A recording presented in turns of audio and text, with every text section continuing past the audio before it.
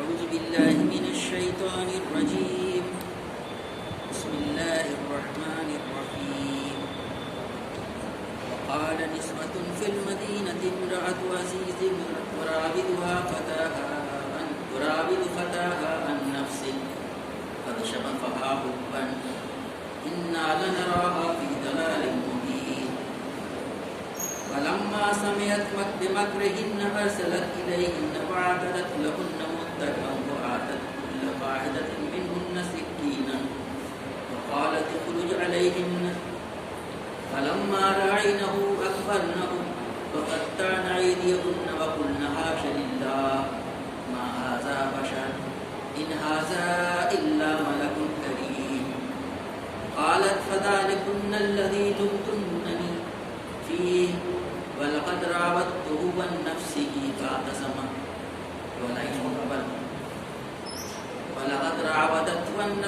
فاعتصم ولئن لم يفعل ما آمره ليسجنن وليكون من الصاغرين.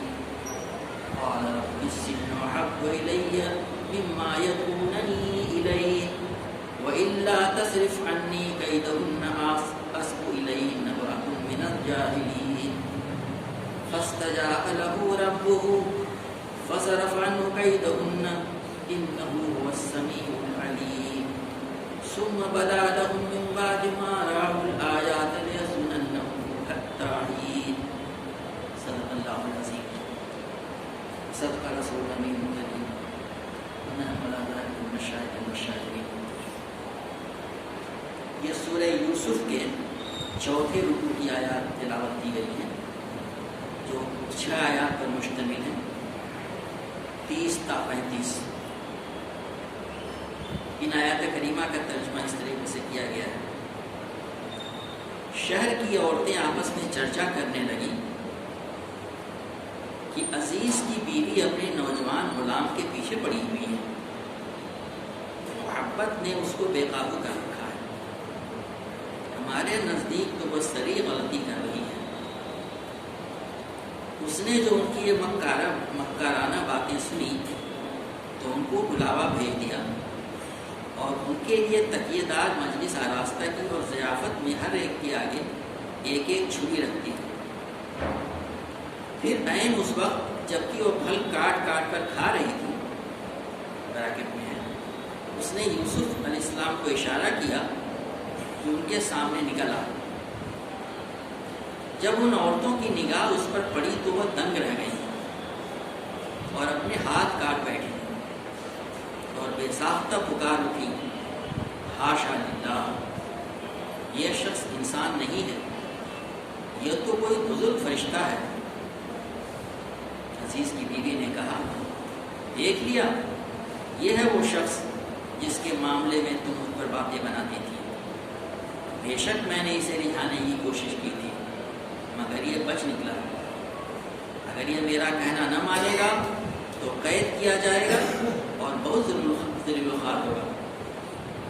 یوسف علیہ السلام نے کہا اے میرے رب قید مجھے منظور ہے بنسبت اس کے کہ میں وہ کام کروں جو یہ لوگ مجھ سے چاہتے ہیں. اور اگر تو نے ان کی چالوں کو مجھ سے رفع نہ کیا تو میں ان کے دام میں پھنس جاؤں گا اور جاہلوں میں شامل ہو رہوں گا. اس کے رب نے اس کی دعا قبول کی اور ان عورتوں کی چالیں اس سے دفع کر دیں. بے شک وہی ہے جو سب کچھ سنتا اور سب کچھ جانتا ہے.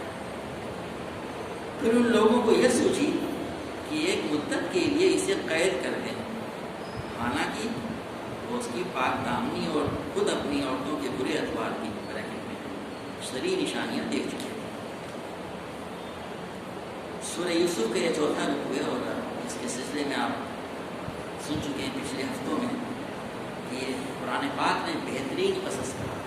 قصص یہ نیریٹو جسے ہم کہتے ہیں. اس میں حضرت یوسف علیہ السلام کا کردار انسانوں کی کیا نفسیات ہوئی ہیں اور ان کو اللہ تبارک و تعالیٰ کو ایک نبی اور ایک بادشاہ نبی بنانا تھا. اس کے لیے جس قسم کی تربیت درکار تھی ان مراحل سے وہ گزر رہے ہیں. کئی مرحلے گزر چکے اپنے والد کے ساتھ محبت اور شفقت کا معاملہ خواب کا دیکھنا، اس کے بعد ان کے بھائیوں کا ان کو کنویں میں ڈال دینا، ان کا غلام بنا کر کے بیچ دیا جانا، اس کے بعد سے مصر میں ایک عزیز کے ماں ان کا رکھا جانا، وہاں ان کی تربیت ہونا، جہاں ہر طرح کی وہ تربیت ان کو دی جا رہی ہے جو ایک بادشاہ کو، جو ایک عمرہ کو کی ضرورت ہوتی ہے، اور ساتھ میں ایک نبی جو سیرت ہونی چاہیے، ایک ایسے ماحول میں جس کا اس میں آپ بھی ترجمے سے آپ نے ملاحظہ کیا۔ اس میں بہت بڑے بڑے سبق ہیں تمام لوگوں کے لیے اور نوجوانوں کے لیے تو خاص طور پہ، کس طریقے سے پاک دامنی کی اپنی عبادت اور اللہ تبارک و تعالیٰ کی طرف ہر وقت رجوع۔ یہ بات پچھلے رکوع میں آ چکی ہے، 30ویں آیت اس میں گزر چکی ہے، اس میں کہا گیا تھا کہ اس نے دروازوں کو بند کر لیا، اور اس کے بعد اس نے پھر وہ دونوں بھاگے، اور یوسف علیہ السلام اسے بھاگنا چاہ رہے تھے، یعنی اپنے آپ کو اس سے نجات دلانا چاہے، تو ان کے پیچھے پڑی ہوئی تھی، دروازے پہنچ کر کے جو ہے وہ اس نے پیچھے سے کپڑا پھاڑ لیا، پھر ایک گواہی دینے والے نے یہ گواہی دی کہ کپڑا اگر آگے سے پھٹا ہوا ہے تو وہ سچی ہے، یہ جھوٹا ہے، اور اگر کپڑا پیچھے سے پھٹا ہوا ہے تو یہ سچا ہے، وہ جھوٹی ہے۔ وہ دیکھنے والے نے دیکھا، عزیز نے اس کا کپڑا پیچھے سے پھٹا ہوا تھا، اس نے کہا کہ تم نارمل بھی چالے ہیں۔ پھر آخری بات جو اس نے کہی تھی وہ یوسف و عارض عن ھذا، یوسف اس معاملے سے درگزر کر، اس لیے بات بھی شامل ہے، اس کا ذکر مت کر، بھول جائیں اس میں۔ یہ بات بڑی اہم تھی کیونکہ یہ کوئی معمولی چیز نہیں تھی، اتنا بڑا نظام لگنا اور ایسے بڑا واقعہ کا ہو جانا، اور وہ بھی جو ہے وہ ایک بڑے آفیسر کے گھر کی بیوی ہو۔ یہ کہتے ہیں کہ آفیسرس رینک کے لوگ، اس نے کہا کہ اسے اعراض کرنا، اسے چھوڑ دو، بھول جاؤ۔ اب ظاہر ہے کہ ہم حضرت یوسف علیہ السلام سے ہی توقع کرتے ہیں، انہوں نے اپنی زبان نہیں کھولی ہو، کر نہیں سکتے نبی اللہ کے، انہوں نے خاموشی اختیار کی، لیکن وہاں دیکھنے والوں نے دیکھا، ایک گواہی دینے والے نے گواہی دی تھی، تو بات کانوں کا جنگل کی آگ کی طرح پھیل گئی۔ اب اس کے بعد قرآن پاک ان تمام تفصیلات کا ذکر نہیں کرتا، خاص خاص واقعے بتاتا ہے، اسماعیل سبب ہوتا ہے۔ اب ان تمام تفصیلات کو چھوڑنے کے بعد سب بات یہاں سے کہی جا رہی ہے، وقال نسبۃ فی المدینۃ امرأۃ العزیز تراود فتاها عن نفسه قد شغفها حبا انا لنراها فی ضلال مبین۔ اب یہ چرچا جگہ جگہ پھیل گیا ہے اس واقعے کا، شہر کی عورتیں، اور اس میں مفسرین نے مراد لیا ہے کہ اس سے عام عورتیں مراد نہیں ہوں گی، بلکہ یہی جو شرفا کہلاتے ہیں، آفیسرس نہیں، کیونکہ اسی کیٹیگری کے وہ لوگ تھے، آپس میں چرچا کرنے لگی۔ کیا کرنے لگی؟ کہ عزیز کی بیوی جو ہے، عزیز کی بیوی اپنے نوجوان غلام کے پیچھے پڑی ہوئی ہے، تراود فتاها عن نفسه، اس کے پیچھے پڑی ہوئی ہے، قد شغفها حبا، اس نے محبت اس کو بالکل بے قابو کر دیا ہے۔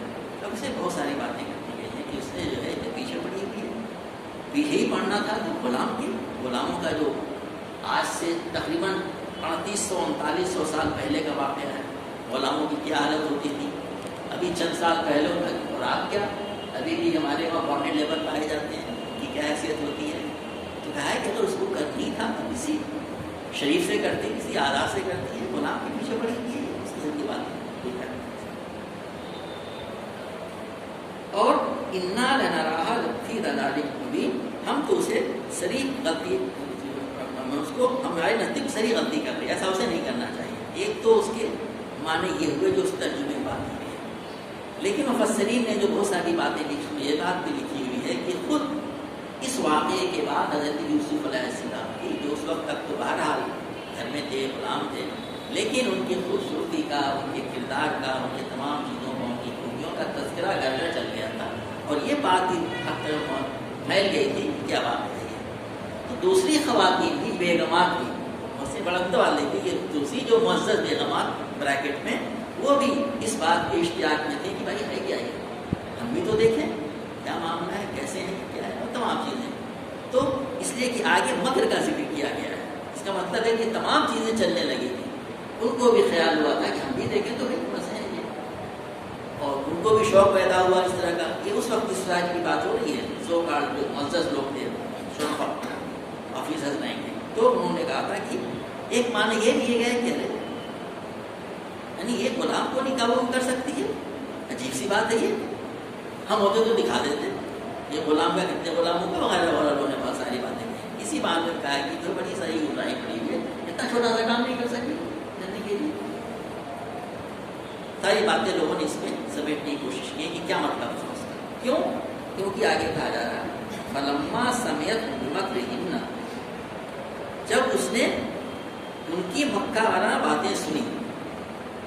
اب چرچا یہ چل رہا ہے اس واقعے کا جو پیش آیا پچھلے آیتوں میں ذکر آیا تھا، اور کہا یہ جا رہا اس نے ان کی مکہ وارانہ باتیں سنی. اگر اس سے مطلب صرف یہ ہوتا کہ کوئی واقعہ پیش آیا اس کو لوگ زبان زد ہے، اس سے مکر کیا بات ہوتی؟ مکر کوئی بات تو ہے نہیں. ایک نیریشن ہوتا کہ ایسا ایسا واقعہ ہوا، تو کہا کہ ان کی مکر کی باتیں، مکرہن ان کی جو ہے مکرانہ باتیں. اب اسی سے لوگوں نے مطلب یہ لیا ہے کہ وہ خود بھی چاہتی تھی ہم بھی دیکھیں ذرا، ہم اس کو اشتعال دلائیں، ہمارا بھی موقع، ہم کو بھی دیکھیں، ہمیں بھی موقع ملے وغیرہ وغیرہ. اس میں تعداد تفصیل میں جانے کی ضرورت نہیں. اسی تمام چیزوں کو علماء نے لکھا کہ ان کے مکر کو لوگ نے سنا. تو آپ دیکھیے یہ ہے یعنی شرم و حیا جیسے بالائے طاق رکھ دیا گیا ہو. تو کیا کیا اس نے؟ ارسلت الیہن، اس نے سب کو مدعو کیا.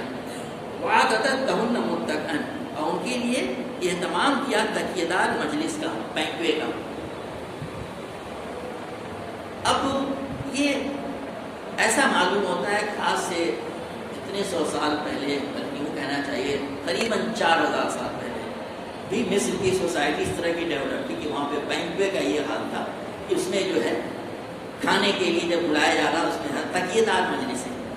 آج بھی ہم میں سے سب لوگ تقریباً اس چیز سے واقف ہوں گے کہ عربوں کے وہاں اس کا رواج ہے کہ مجالس میں وہ صوفے لگاتے ہیں، گدے لگاتے ہیں، تکیے لگاتے ہیں تکیہ دار. اور یہی نہیں، آج بھی دلی کے ہوٹلوں میں، بڑے بڑے ہوٹلوں میں ایسے بھی ریسٹوراں موجود ہیں جہاں تکیے لگائے ہوئے ہوتے ہیں، وہاں پہ آرڈر کر کے بیٹھے، یعنی بجائے اس کہ ٹیبل پہ، ڈائننگ ٹیبل پہ اب آپ تکیے دار میں سے بیٹھے. تو گویا کہ اس قسم کا اہتمام اس نے کیا جیسا وہاں پہ.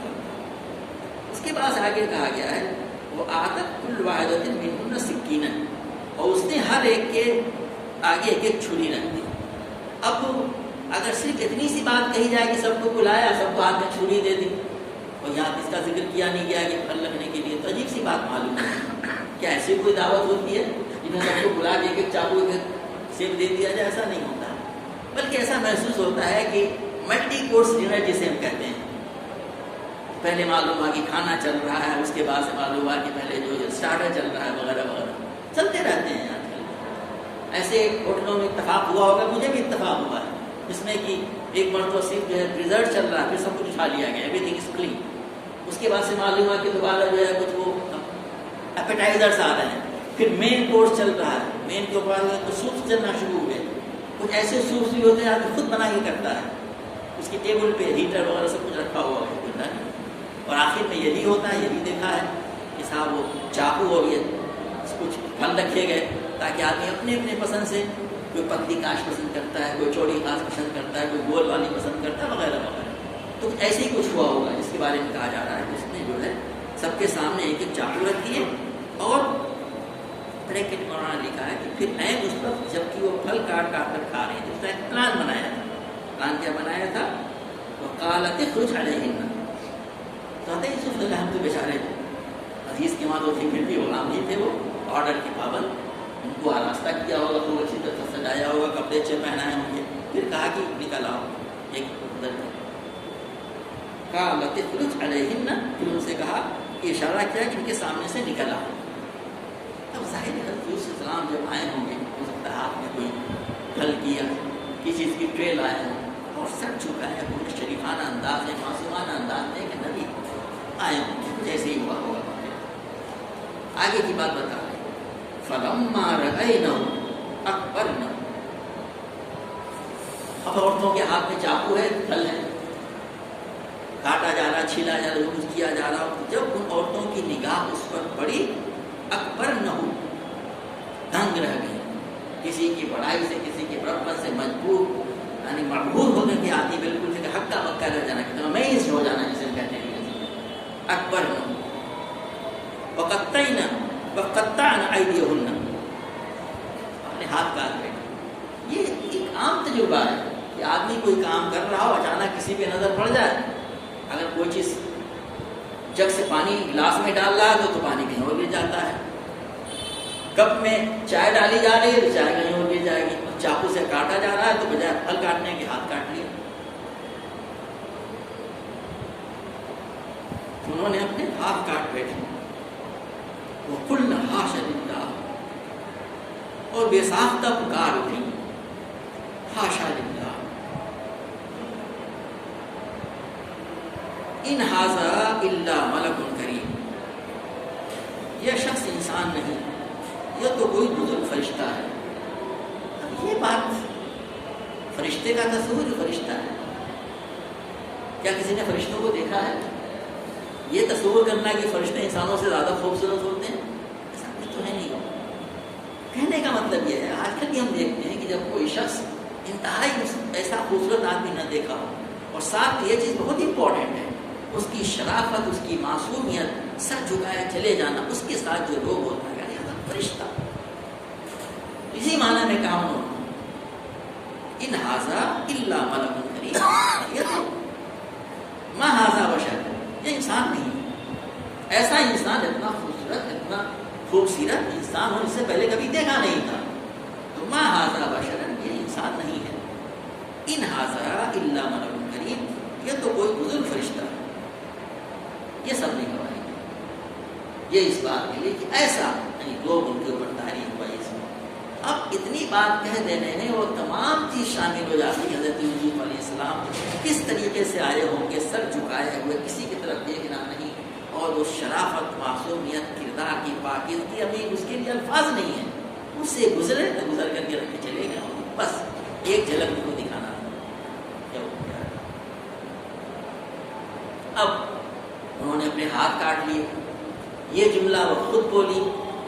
اب یہ جو اس کی بیوی تھی، جو اس کو ملامت کیا جا رہا تھا، آگے اس کا ذکر آ رہا ہے، دیکھو اس کو کیا ہو گیا ہے، کیسا کیا کچھ کر رہی ہے وہ. اب اس نے کہا دیکھا تم نے، قالت فذلکن الذی لمتننی فیہ، تم نے ایک لمحے کے لیے، چند لمحوں کے لیے دیکھا، تمہارا یہ حال ہو گیا، ہاتھ کاٹ بیٹھی، تم مجھے ملامت کر رہی ہو. یہی ہے وہ شخص، ذالکن الذی لمتننی فیہ. دیکھ لیا، یہ وہی شخص ہے جس کے معاملے میں تم مجھ پر باتیں بناتی تھی. وہ ساری شرم حیا ختم. اب تک جو تھا اس میں ملامت ہو رہی ہوگی، بے عزتیاں، جو کچھ کہہ لیجیے، کچھ نہ کچھ تو ہوتا ہی ہے. اب ایک دم سے کھل کر یہ کہہ رہی ہے، دیکھا تم نے، اس کے ایک تھوڑی سی دیکھنے تمہارا یہ حال ہوا، اسی لیے تم مجھے ملامت کر رہی تھی. یہ ہے وہ.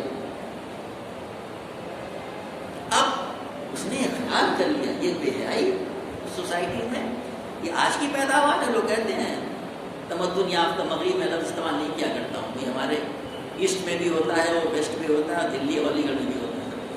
یہ تو بے حیائی کہنے کی. وَلَقَدْ رَاوَدتُّهُ عَن نَفْسِهِ، ہاں بے شک میں نے اسے رجھانے کی کوشش کی. یاد رہے پچھلے درس میں یہ بات آ چکی ہے کہ یہ دو طرف سے معاملے. وہ کہتی ہے میرے پیچھے پڑا ہوا تھا، اس کے بعد نہیں یہ میرے پیچھے پڑی ہوئی. خیر معاملے مقدمے کا فیصلہ ہو گیا. اب وہ خود اقرار کر رہی ہے، ہاں میں نے اسے رجھانے کی کوشش کی تھی. یہ ہے یہ سوسائٹی کا حال. یہ نہ سمجھا جائے کہ صاحب کہتے ہیں نا ماڈرن سوسائٹی میں کچھ نہیں. 4-10 سال پہلے اس قسم کی معزز خواتین ہوا کرتی تھی. کہتی ہے وَلَقَدْ رَاوَدتُّهُ عَن نَفْسِهِ، ہاں میں نے اسے جانے کی کوشش کی تھی. فَاسْتَعْصَمَ، لیکن وہ بچ نکلا. دونوں باتیں اس نے کہی، پہلے کہ میں نے جانے کی کوشش کی تھی اور یہ بچ نکلا. ان کی بھی کیا کہتے ہیں کہ گواہی پیش کر دی کہ اسے بچ نکلا تھا، اسے کوئی پتہ نہیں تھی. اور اس کے آگے کی بات سنیے، وَإِن لَمْ يَفْعَلْ مَا آمُرُهُ. اب ان سب کے سامنے اقرار کرتی ہے کہ اگر اس نے وہ نہ کہا، وہ کہنا نہ مانا، وَلَئِن لَمْ يَفْعَلْ مَا آمُرُهُ، میں جس کا حکم دیتی ہوں اور اس نے وہ نہ کیا. آپ سمجھ گئے کیا مطلب اس کا ہے. اب یہ بے حیائی دیکھیے کہ جو میں حکم دیتی ہوں اسے نہیں کیا، غلام ہے نا. لَيَسْجُنَنَّ، تو یہ قید کیا جائے گا. دھمکی، پیش ہوگا لَيُسْجَنَ، قید کیا جائے گا، دھمکی. وَلَيَكُونَ مِنَ الْمُصَاغِرِينَ، اور بہت ہی ذلیل و خوار ہوگا. ذلت و رسوائی میں مارنا پیٹنا بھی ہو سکتا ہے، دوسری چیزیں بہت ساری ہو سکتی ہیں. پہلی بات تو جیل کی گئی، دھمکی. اس کے بعد قرآن کی جو آیت آ رہی ہے اس کے آیت کے سے اندازہ ہوتا ہے کہ پھر ایک لمبا وقفہ چھوڑ دیا گیا ہے. جب یہ چیز چل پڑی وہاں سے ہٹے ہوں گے اور معلوم ہوا کہ صرف ایک نہیں، اب یہ تمام بیگمات، بیشتر بیگمات پیچھے پڑ گئی. کیا کچھ چالیں کی جا رہی ہوں گے، آپ لوگ پڑھے لکھے لوگ واقف ہیں، دھمکانے کی، پیسے دینے کی، اور نہ جانے کیا کیا چیزیں کی جاتی ہیں. تمام چیزیں ان پہ آزمائش کی جاتی رہی ہوگی. قرآن پاک ان سب چیزوں کے بارے میں نہیں پڑھتا ہے، وقت مقصد بیان کرتا ہے. قال رب السجن احب الی مما یدعوننی الیہ. یوسف نے کہا اے میرے رب، قید مجھے منظور ہے بنسبت اس کے کہ میں وہ کام کروں جو یہ لوگ مجھ سے چاہتے ہیں. اب پلورل میں بات کر دی گئی، بتانے کی پوری ایک تاریخ بتا دی ہے. پورے بیگمات جیسے پیچھے پڑ گئی. یہ جو مجھ سے چاہتی ہے اس کے وجہ سے مجھے قید محبوب ہے، میں قید میں چلا جاؤں. اپنے آپ کو بچانا، اپنے اوپر کنٹرول. میرے بزرگوں دوستوں، بار بار یہ بات کہی جاتی ہے، سورہ یوسف میں بہت زیادہ سبق ہے. نوجوانوں کے لیے بڑے بڑے مسائل پیدا ہوتے ہیں. ہمارے ایک دوست جو سینئر پروفیسر ہے، سائنٹسٹ، وہ 30-35 سال پہلے جرمنی میں گئے ہوئے تھے ٹاٹ فیلوشپ. خط میں لکھا کرتے تھے کہ اٹ ہیز بیکم زیادہ impossible for me and I take a 5 kilometers route compared to 1 kilometer just to avoid those areas in those places, in those laboratories. یہ حالات بھی انڈسٹریز میں اور حکومتوں میں جو ہوتا ہے اس کے لیے کہنے کی ضرورت نہیں ہے. وہاں پہ کہا جا رہا ہے کہ اللہ اے میرے رب، اللہ رب کا ذکر کر رہے ہیں. پالن ہار، اللہ تعالیٰ کے تو بہت سارے نام ہیں نا. رب بڑا دانی فیض ہے، میرے رب ہے، میرے پالن، جو پورا ہر چیز کا میرا انتظام کر رہا ہے، مجھے کہاں سے کہاں پہنچا دیا ہے میرے رب. میرے لیے سجن جو ہے یہ زیادہ محبوب ہے اس چیز کے بجے پر جس کی طرف یہ مجھے معدوم کر رہی ہے. وَإِلَّا تَصْرِفْ عَنِّي كَيْدَهُنَّ. دیکھیے مجاہد کلام یہ بات کہتے ہیں، اے میرے رب، اگر تو نے مجھے ان کی چالوں سے، اگر تو نے ان کی چالوں سے کو مجھ سے دفع نہ کیا. آدمی کو بہت زیادہ اپنے پر زور نہیں ہونا چاہیے. نبی ہے اللہ تعالیٰ کے، کتنا کنٹرول ہے، کیا کچھ ہے، اس کا ذکر آ چکا ہے. پھر یہ کہہ رہے ہیں اے میرے رب، اگر تو نے ان کی چالوں کو مجھ سے رفع نہ کیا، اسکو الیہن، میں پھسل سکتا ہوں، میں پھسل جاؤں گا.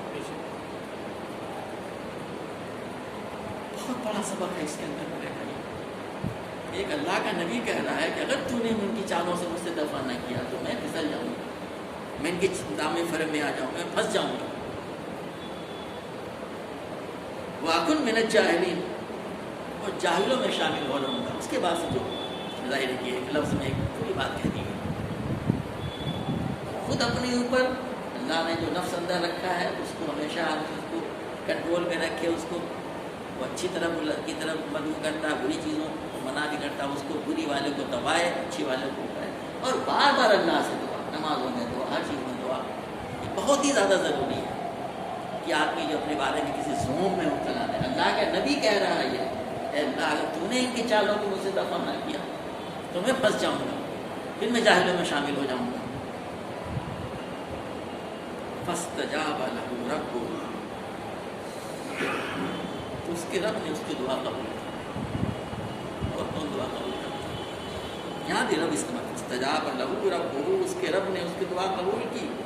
فصرف عنه كيدهن، اور ان کی چالوں کو اس سے دفع کر دی. عورتوں کی چالیں اس سے دفع کر دی. کیا کیا چالیں کی ہوں گی جیسا ذکر کیا گیا. اللہ تعالیٰ سے ان کو محفوظ رکھا. اللہ نے اس کو اس کی دعا قبول کی اور اس کی ان کی چالوں کو، ان عورتوں کی چالوں کو اس سے دفع کیا. اب اس میں قرآن پاک تفصیل میں نہیں جاتا ہے، آدمی سمجھ سکتا ہے کہ کیا کچھ کر سکتی ہے، کیا کیا ہوگا. انہ هو السمیع العلیم، بے شک وہی سب کچھ سنتا اور سب کچھ جانتا ہے۔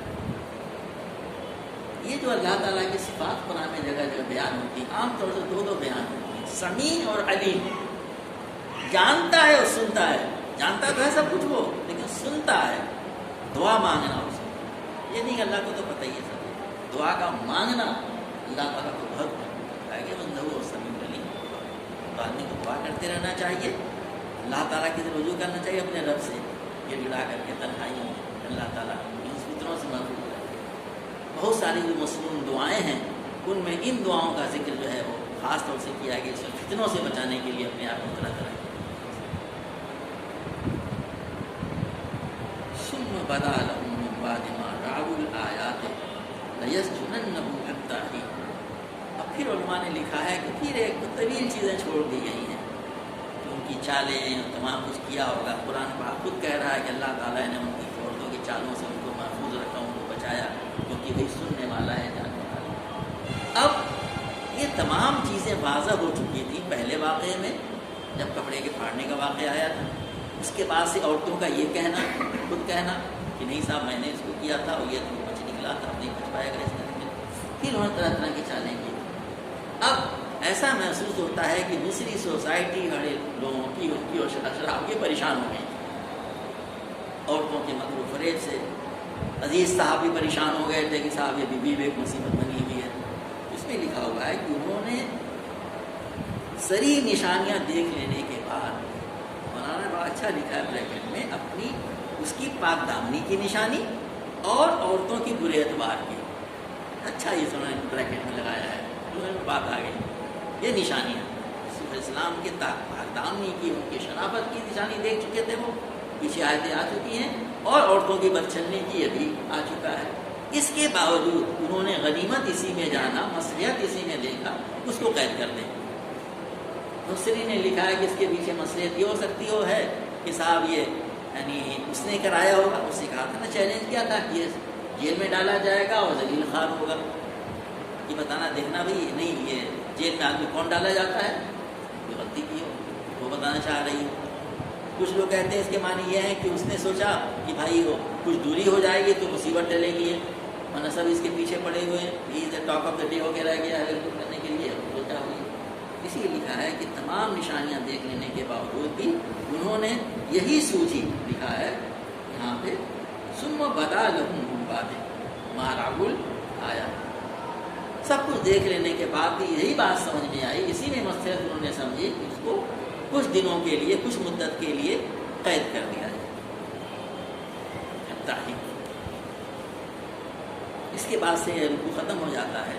اب حضرت یوسف علیہ السلام کے تربیت کا بھی اور یہ کہنا چاہیے کہ ان کی نبوت کا بھی ایک دور شروع ہوتا ہے، کیونکہ آگے کی جو آیتیں آنے والی ہیں اس میں جیل میں، قید خانے میں ان کی قیدیوں سے گفتگو کا، ان کی چیزوں کا جو ذکر آتا ہے، انہوں نے دعوت دیا ہے، جس صاف معلوم ہوتا ہے کہ ایک نبی دعوت دے رہا ہے، ان کی تربیت دی ہے۔ تو گویا کہ اس میں مفسرین نے بہت عمدہ باتیں لکھی ہیں کہ جیل میں ڈالا جانا جو ہے بے گناہ لوگوں کا، یہ کوئی نئی ریت نہیں ہے، یہ ہمیشہ سے رہا ہے کہ شریف لوگوں کو، ایماندار لوگوں کو جو ہے کسی دوسرے حاضر کے لیے جیل میں ڈالا جاتا رہا ہے، اچھی لوگوں کی آزمائشی ہوتی رہی ہے، یہ بھی اس میں ایک بات ہے۔ دوسرے یہ کہ اللہ تبارک و تعالیٰ ان کے ذریعے سے قید خانے کیسے بدنام ہوا کرتے ہیں، ہوتے ہی ہیں، لیکن حضرت یوسف علیہ السلام نے قید خانے میں جا کے اس کی کیا حالت بنائی ہوگی، آگے کی آیتوں میں بات آئی ہے کہ لوگ کہتے ہیں کہ ہم آپ کو محسن پاتے ہیں۔ ایک لفظ میں حضرت یوسف کی پوری سیرت آ گئی ہے، انہوں نے جیل میں جا کے کیا کچھ کیا ہوگا لوگوں کے ساتھ، کہ ہر ایک آدمی کہہ رہا ہے کہ تو آپ محسن ہیں، آپ ہمارے پاس۔ اللہ تبارک و تعالیٰ نے قرآن پاک کو پڑھنے، سمجھنے، اس پر عمل کرنے، اس کی دعوت کو عام کرنے کی ضرورت ہے۔ ربنا تقبل منا ربنا ظلمنا انفسنا وان لم تغفر لنا ربنا هب لنا من ازواجنا